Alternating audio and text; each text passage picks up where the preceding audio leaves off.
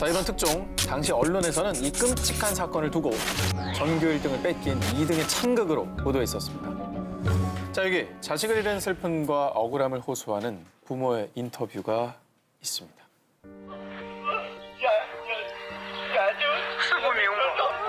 아휴, 무슨 일이야. 저렇게 주저앉을 정도면 듣기가 무서워지는데 무슨 일이에요? 자, 이 끔찍한 악몽의 시작은 2018년 6월로 거슬러 올라갑니다. 아니, 몇 달 전이네요. 중국 동부 산둥성 쯔보시의 한 중학교. 평소 품행이 단정하고 성적도 우수해 늘 반에서 1등을 놓치지 않았던 3학년생 마군. 그런데 그런 마군을 유독 시기하고 질투했었던 한 친구, 바로 전교 2등 친군이 있었습니다. 야, 전교 2등도 사실 1등이나 다름없는 거거든요. 전교 2등짜리 뭐 하셔서... 참. 자, 이 친구는 평소 승부욕과 시기가 굉장히 강했다고 하는데요. 아이. 이전까지는 전교 1, 2등을 다투던 두 학생. 그런데 언젠가부터 마군이 계속 1등을 하자 열등감에 휩싸인 전교 2등 친구는요. 야, 내가 너 때문에 집에서 어떤 취급을 받는 줄 알아? 이번에도 너 1등하면 정말 가만두지 않을 거야. 어쩌란 말이야. 본인이 더 열심히 하면 되는 거 아닙니까? 전교 1등 마군에게 이렇게 말도 안 되는 협박까지 한 전교 2등 친군. 자, 그런데요. 6월 4일 중간 모의고사 전체 성적이 발표됐는데 하지만 이번에도 전교 1등은 마군. 결국 친군의 열등감은 분노와 복수심으로 바뀌었습니다. 한편 전교 1등 성적표를 들고 기쁜 마음으로 집으로 돌아가던 마군이 집 대문을 열었는데요. 그런데 그 앞에서 기다리고 있던 건 시퍼런 칼을 든 전교 2등 친구. 저게 말도 안 돼, 정말. 아니, 전교 2등이 뭐가 하셔서 저러고 있대? 너만 없었어도 내가 1등인데 없어져 버려! 자, 친구는 순식간에 마군을 10여 차례나 찔렀고요. 바닥은 온통 피 범벅으로 물들었습니다. 아휴. 그리고 이때 아들의 비명소리를 들은 마군의 모친은 혼비백산해 밖으로 뛰쳐나왔는데요. 안에 계셨어. 그리고 결국 정말 안타깝게도 마군은 과다출혈로 그 자리에서 사망하고 말았는데요. 아니, 자, 아이를 잃은 부모의 심정이 어떨지 상상도 가지 않으시죠? 이후에 전교 1등을 살해한 전교 2등 친구는 결국 체포됐는데요. 부모님의 멸시와 압박감 속에 이런 범행을 저질렀다고 합니다. 아, 정말 너무 안타깝다. 아무리 이제 부모님도 사실 잘한 건 없지만 그렇다 해도 저런 행동을 하면 안 되죠. 물론 친구의 잘못 있습니다. 하지만 이 세상을 입시 괴물로 만든 또 친구의 가족들, 또 어른들, 또 1등만 강요하는 사회 모두 성찰이 필요할 때가 아닌가 싶습니다. 그렇죠. 친구만의 문제가 아니죠, 이건. 저거 1등 한다고 인생이 바뀌는 것도 아닌데 왜 인생을 전화는 그렇게- 모르죠. 아, 자, 그리고 정말 공부 잘하는 사람들이 높은 자리에 올라가고 잘 나가는 세상 우리가 오래 지금 살아왔잖아요. 근데 지금 우리 사회가 살만한가요? 저는 그래서 공부로 줄 세고 이런 게 저는 이제는 좀 필요가 없지 않을까 싶어요. 그거 되게 멋진 지적이네요. 네. 2016년 7월 일본 남서부 가나가와 현에서 운영하는 모 장애인 수용 시설에서 한 괴한의 침입으로 무려 19명이 사망, 26명이 중경상을 입는 참극이 발생했습니다. 그런데 사건 발생 후 1시간도 채 되지 않았을 때 범인은 스스로 경찰서를 찾아 자수했는데요. 그들은 사람이 아니라서 제가 해치웠어요. 이 소름 끼치는 말을 남긴 범인의 정체는 장애인 시설의 직원이었던 우에마스 사토시. 다른 직원이 보관하던 생활관의 열쇠를 훔친 뒤 약 40여 분간 칼로 거동이 불편한 중증 장애인들을 잔인하게 살해한 겁니다. 미쳤나 봐. 사람이 할 짓이 아니지 않습니까? 가뜩이나 불편한 분들인데. 정신병이죠. 그런데 말입니다. 인간의 탈을 쓴 악마 우에마스의 만행은 이게 끝이 아니었습니다. 자수 직전 자신의 SNS에 뷰티풀 재팬이라는 게시글을 올리는가 하면 호송 중에 취재진을 향해 웃어 보이기까지 했는데요. 저 사진 너무 무서웠어. 또라이네. 저 진짜 무서웠어. 섬뜩하지 저는 않아요? 악마가 아니라 그냥 도라이예요. 제정신 아닌 거죠. 그리고 이 사건으로 드러난 또 다른 그의 악마성. 사건 발생 5개월 전인 2016년 2월 일본 중의원 의장의 집무실을 찾아가서 장애인 470명을 죽여야 한다는 편지까지 전했다고 합니다. 장애인 혐오 범죄네요, 어떻게 보면. 혐오 문제죠. 그냥 뭐 하는 짓입니까? 네. 주변의 이야기에 따르면 교사의 꿈을 품고 T대학 문학부 초등교육학과에 진학까지 했는데 번번이 교사 임용에 실패하고 좌절. 결국은 지난 2012년 말부터 사건이 발생한 장애인 수용소에 어렵게 취직을 했는데요. 장애인들에게 폭력과 폭언을 가해 입사한 지 약 4년 만인 2016년에 해고를 당했다고 합니다. 꿈과 진로가 모두 꺾이자 일각에서는 그 분풀이 대상을 자신보다 약한 장애인으로 삼은 게 아닐까 추측만 하고 있습니다. 자, 그런데요. 또 한 번 사람들을 경악해 한 그의 악마성. 또 있어요? 일말의 반성도 하지 않던 그는 자신의 이야기를 담은 책 판도라 상자가 열렸다를 출간했고요. 아니 어떻게 출간할 생각을 또 예. 돈밖에 눈에 안 보이나 봐요. 그러니까요. 정말 최악이네요. 범행 이후 2년이 지난 현재까지도 첫 재판도 열리지 못하고 이례적으로 2차례의 정신감정이 진행됐는데 결국 올해 9월 자기애성 인격 장애를 판정받았지만요. 하지만 범죄 행각에 대해 책임질 수 있는 상태라고 판단돼 살인 혐의 등으로 곧 첫 번째 공판이 열릴 예정이라고 합니다.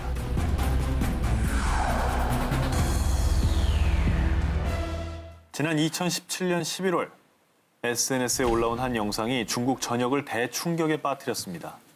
아, 이게 심장을 준비해야 될 것 같아. 충격받을 것 같아. 할머니 아니에요? 어머머머 칼이에요? 칼 들고 있어요. 위협해요. 왜 이래? 오, 사람 들이대. 벌벌 떠지잖아 지금 할머니가. 2017년 9월 93살의 치매 노모를 둔 딸 인원주아는요. 자신이 회사에서 일하는 동안 치매 노모를 돌봐줄 요양사를 구하게 됐고요. 요양사 로 샤오메이를 만나게 됩니다. 요양사야?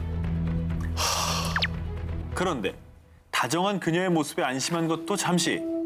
오늘도 엄마가 잘 지내셨나 한번 볼까? 치매 노모 때문에 미리 설치해둔 CCTV 영상을 오랜만에 확인하게 된 겁니다. 아 얼마나 기가 막혔을까 그 딸은. 확인했는데 저 영상이 나왔을 때 그 딸은 어떤 마음이었을까요? 그러니까 어머니를 좀 잘 모시고 싶어서 요양사를 고용한 걸 텐데 저러고 있으니 혼자 계시니만 못한 거 아닙니까? 못한 거죠. 오히려 못한 거죠. 저 영상을 확인하자마자 딸 원주아는 곧바로 엄마의 몸을 확인했습니다. 엄마의 안쪽 팔과 허벅지 또 온몸 군데군데 시퍼런 멍이 들어있었습니다. 그래서 이전에 찍힌 CCTV 영상들까지 모조리 확인했는데요. 요양사 샤오메이가 치매 노모를 돌본 지 채 열흘도 되지 않았지만 영상에 찍힌 학대 모습만 무려 5건. 폭력뿐만이 아니라 노모의 배설물을 담은 바구니를 얼굴에 들이밀기까지. 아유, 저 어떻게 하지도 못하시고 저거. 목 부분을 또 구타했어요. 공포에 질린 저 모습 보세요. 웬일이니? 요양사 샤오메이는 학대 사실을 극구 부인. 하지만 그녀의 만행은 영상에 고스란히 찍혀 있었고 결국 중국 공안에 의해 체포됐는데요. 그런데 정말 가슴 아픈 일은 이 샤오메이가 체포되던 바로 그날 원주안의 치매 노모가 세상을 떠난 것으로 전해졌습니다. 저 살인 미수예요. 저 살인 미수예요. 그냥 학대가 아니라 그렇지 않습니까? 저 혹시라도 저 CCTV를 안 깔아놨으면 그냥 멍만으로는 증거가 없었을 수도 증거도 있었어요. 없고 그냥 어머니가 노안에 몸이 좀 안 좋으신 것보다 했을 거 아닙니까? 그러니까 저분이 맞아서 그런 게 아니라. 이게 첫 번째 범행이었겠냐고. 그 전집에서는 안 걸린 거예요. 그리고 또 자식의 마음은 어떻겠어요? 이 요양사 샤오메이에 대한 재판은 현재도 진행 중인 것으로 알려졌는데요. 나약한 노인과 가족들에게 지울 수 없는 상처를 남긴 그녀. 반드시 응당한 대가를 치러야 할 것입니다. 러시아 수도 모스크바에서 동쪽으로 약 400km 떨어져 있는 니즈니 노브고르드주. 이곳에 사는 46세 아나톨린 모스크빈. 그는 무려 13개 언어를 구사하며 특히 고문헌 해석에 밝아 10권이 넘는 러시아 역사책을 집필한 저명한 학자였습니다. 훌륭한 사람인데요. 그런데 그에겐 정말 특별한 취미가 하나 있었으니 아빠가 머리 빗겨줄까? 올가, 오늘 생일이지? 우리 파티하자. 바로 여자 인형을 수집하는 일이었습니다. 자, 그런데 2011년 어느 날 아나톨린의 아파트를 우연히 방문한 부모님은 방을 가득 채운 물건을 보고 경악을 금치 못했습니다. 온 방에 가득 찬 인형들 때문인데요. 그런데 이때 밝혀진 정말로 충격적인 사실. 뭐예요? 당시 그의 집을 가득 채운 인형은 뭔데? 미랍화된 여아 시체였던 겁니다. 사람 시체요? 게다가 이 시체들은 무려 29구나 발견이 됐다는 거예요. 어머 웬일이야. 자, 낮에는 존경받는 역사학자로 또 밤만 되면 추악한 모습으로 사람들의 눈을 피해 매일 밤 동네 공동묘지를 파헤친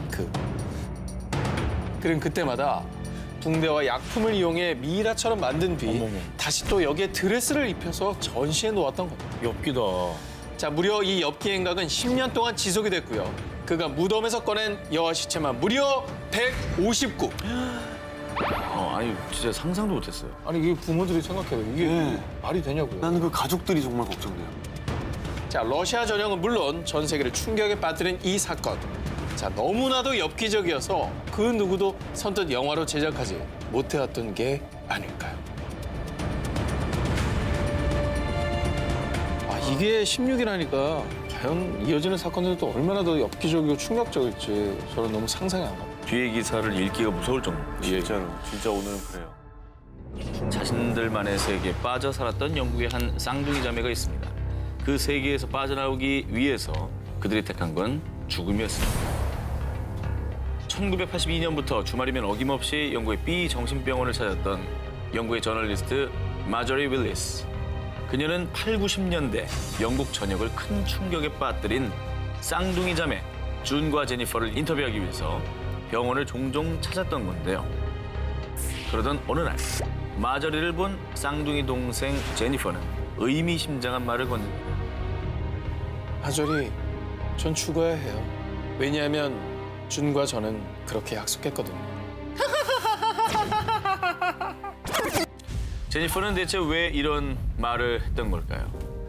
1963년 베네수엘라 북동쪽 카리브해에 위치한 작은 섬나라 바베이도스 출신 오브리와 글로리아는 눈에 넣어도 아프지 않은 일란성 쌍둥이 준과 제니퍼를 품에 안게 됩니다. 그리고 행복한 삶을 꿈꾸며 영국의 남서부에 위치한 웨일스로 이사하게 되죠. 하지만 사랑만 받으며 자라도 모자랄 유년 시절 준과 제니퍼는 주민들의 차가운 멸시와 조롱을 받으며 자라게 됩니다. 결국 쌍둥이 자매는 마음의 문과 말문까지도 닫아버리고 맙니다. 그런데 정말 미스테리한 일은 준과 제니퍼가 나누는 대화는 부모님을 포함한 그 누구도 알아들을 수가 없었다는 점입니다. 아니 뭘 무슨 말로 하길래 서로 다른 사람 알아들을 수가 없는. 그들만의 뭐 언어를 개발한 거. 오늘 개발하는 게 얼마나 어려운 일인데. 정확히 밝혀진 건 아니지만 몸짓과 함께 영어를 상당히 빠르게 스타카토식으로 구사했다는 것이죠.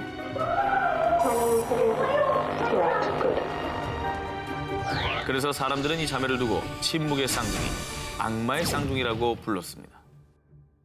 그러던 어느 날 준, 우리 심심한데 소설 하나 써볼까? 목표 없는 삶을 살아가던 자매는 함께 글을 써보기로 합니다. 장르는 범죄 스릴러물. 그런데 문제는 이야기로만 그친 게 아니라 실제 범행으로까지 이어졌다는 것이죠.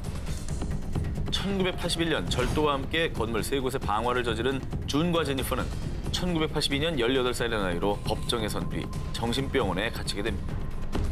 그런데 이 정신병원에서 믿을 수 없는 일이 발생합니다. 그 결과는 다음 주에 공개합니다.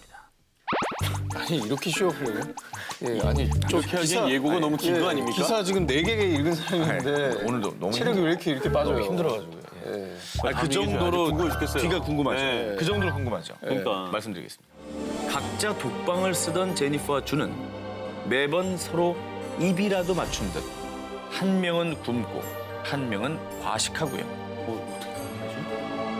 똑같이 괴상한 자세로 앉아있기까지 한 건데요. 게다가 이런 미스테리한 행동을 수차례 반복하게 이릅니다. 와 아니 어떻게 그렇게 같이 똑같은 행동을 할 수가 있는 거죠? 다 서로 다른 방에 있고. 그러니까 미스테리하다는 것이죠. 그리고 29살이 되던 1993년 3월 준과 제니퍼는 시설을 옮기게 됩니다. 그런데 차를 타고 이동하던 중 동생 제니퍼가 갑자기 의식을 잃고 쓰러졌고요. 안타깝게도 심장 발작으로 사망하고 맙니다. 그런데 아까 자매가 기자에게 했던 말 혹시 기억하시나요? 네. 마저리, 전 죽어야 해요. 왜냐하면 준과 저는 그렇게 약속했거든요. 준과 제니퍼 둘 중에 한 사람은 죽어야 한다는 약속. 그런데 정말 동생 제니퍼의 죽음이 예정돼 있었던 걸까요? 당시 언니 준은 동생의 죽음에 그 어떤 애도의 표현도 하지 않았습니다. 더 놀라운 점은 난 해방된 거야. 제니퍼가 나를 위해 삶을 포기했어. 라고 일기장에 기록을 남겼다고 이게 합니다. 무슨 소리예요 도대체? 아니 그럼 그 자살이란 말이에요 그게? 아니지, 뭔가 이게 둘이 나눠져 있던 걸 하나로 약간 합친 기분은 안 들어요.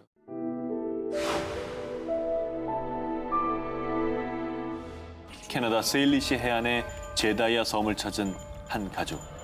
천혜의 자연을 만끽하며 즐거운 시간을 보내고 있던 그때 어디선가 들려온 비명 소리. 이 가족이 발견한 물체의 정체, 말 그대로 잘린 발이었습니다. 당시 제다이아 섬을 찾은 가족이 발견한 운동화는 양말을 신은 남성의 오른발이 들어있었습니다.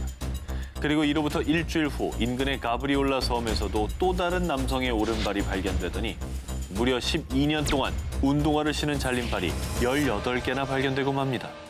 그런데 정말 더 의아하고 미스터리한 점은 발견된 발은 딱 복숭아 뼈 위치까지 잘려져 있었으며 운동화를 신었다는 공통점이 있었는데요. 아우, 웬일이에요. 이게 우리 저 한강에서 이런 일이 있다고 생각해보세요. 복숭아 뼈까지만 그러니까 잘린 진짜 너무 무서운데요? 운동화 신은 발들이 막 18개가 발견했다고 생각해요. 오, 뭐 다리도 못 건널 것 같은데 그러면? 이게 어디서 온 거야? 왜 그러는 거예요? 결국 캐나다 연방 경찰은 대대적인 조사에 나섰지만 안타깝게도 그 어떤 단서도 찾지 못했고요. 그렇지 않아도 잘린 발들이 혹시나 근처에서 풍랑을 맞은 어부나 여객기 사고의 희생자라고 추정해서 일일이 DNA 조사도 해봤지만 대부분 신원을 확인하지 못했다고 하는데요. 매년 잘린 발이 나타나는 공포의 해변. 영화한다면 캐스팅하시겠습니까?